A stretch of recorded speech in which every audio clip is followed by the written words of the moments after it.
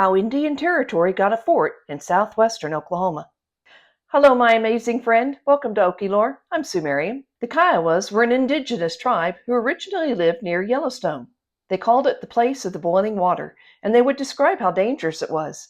And it still is today. Just ask any of those tourists who are foolish enough to dip their hands into the scalding water. The Kiowas are nomadic, and eventually they wound their way southeast toward Devil's Tower in Wyoming. Comanches were living in the area, and they didn't like that very much, and they would make war with the Kiowa, and they eventually drove them south. Then, in 1867, the Kiowas, along with the Apaches, the Comanches, and the Arapahoes, signed the treaty at Medicine Lodge, and they eventually settled in Kansas. Eventually, they made their way down into the western portion of Indian Territory. Kiowa women were skilled at skinning buffalo, tanning hides, cooking, and packing up all their worldly goods and dragging them along behind them whenever the Kiowas decided to uproot and move to another area. Tribes like the Kiowas were nomadic. They moved wherever the buffalo were. The Kiowa men, on the other hand, were skilled in two things: hunting buffalo and making war. Being successful in battle was an important way that Kiowa men gained prestige among members of their tribe. If you were a Kiowa and you wanted to be successful and respected, you had to make war. The Kiowas, Comanches, and Apaches often made war with each other and anyone else who got in their way. Which leads me to the other major group that was coming into Indian Territory at that time: the settlers. Settlers kept moving west, spurred by their dreams of finding cheap, fertile land, and they believed it was their right based on something called the Manifest Destiny. It was a phrase John L. Sullivan, a Democrat, came up with. He argued that Americans had the right to seize whatever land they could that was west of the Mississippi. Soon, the Democratic Party took up the phrase as their slogan. Before long, people started moving west, including into Indian Territory.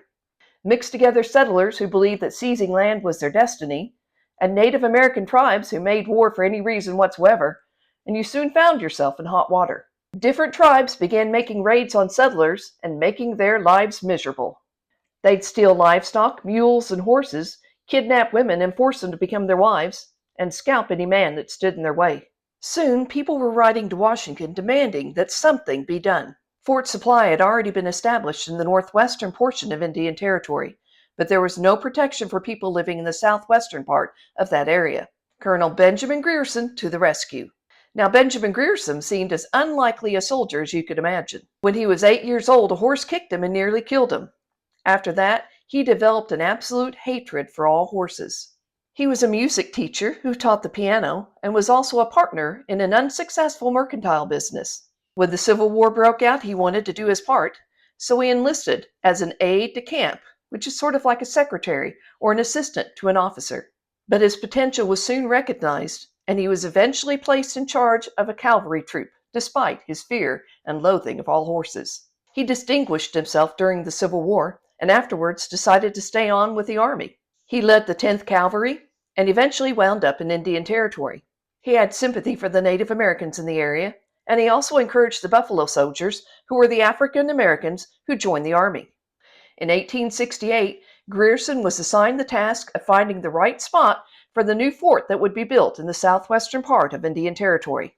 He took a group with him, left Fort Gibson, and headed toward mountains which had once been inhabited by the Wichita Indians and were later named the Wichita Mountains. The trip was miserable. It rained for 2 solid weeks. Members of the group slogged through mud during the day and slept in puddles of water by night. But when they reached the mountains, the sun came out. Wildflowers bloomed in the meadows, and their scent lingered in the air. There were shady groves of pecan trees and elms. They rode up a hill. Grierson studied the trees, and he liked what he saw. It was evident that high waters wouldn't reach this place during the flooding season.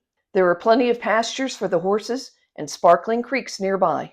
And limestone nearby would provide rocks for the buildings. Grierson climbed off his horse, threw the saddle to the ground, and said, "We will build the post here." That night, the troop camped in an area where a trading post would later be built. The following year, construction of that fort began using that limestone. There was considerable debate as to what to name the new fort. Because there wasn't much food around, the 19th Kansas Volunteers wanted to name it Camp Starvation. Nobody asked the Indigenous Tribes, who had lived there for centuries, what they called it. But General Sheridan decided the fort should be named Fort Sill in honor of Brigadier General Joshua W. Sill. He was killed at the Battle of Stone River in 1862. The limestone they used to build the buildings made it a beautiful place. People who visited it later would remark on the beautiful white buildings shining in the sun. They eventually built a garrison, a commissary, and other important buildings. You can still see those buildings today, although you do have to make an appointment to visit Fort Sill. Click the link below and you can find out how. Thank you, my amazing friend, for watching Okie Lore.